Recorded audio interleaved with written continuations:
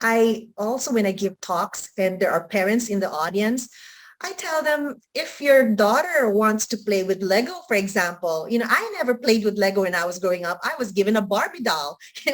You're only playing with dolls. You can only play with dolls. That is the generation. So if your daughter or even your son wants to, for example, play with robots or anything that has to do with engaging or interactive science experiments, support your child.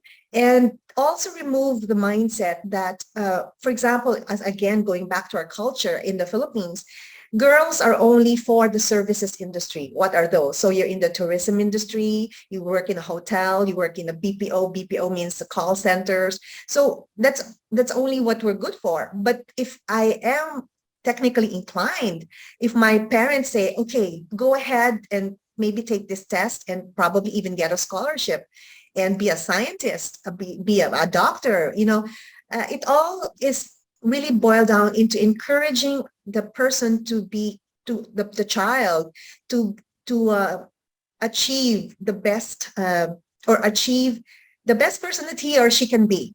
So it's really more about being having the opportunity to meet all the your full potential. To get that full potential, I think that's all that's, life is too short.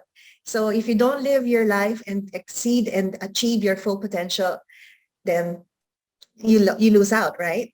So Right. so to all the parents, really encourage your children, if they're even inclined or inclined into STEM, give them all the the support.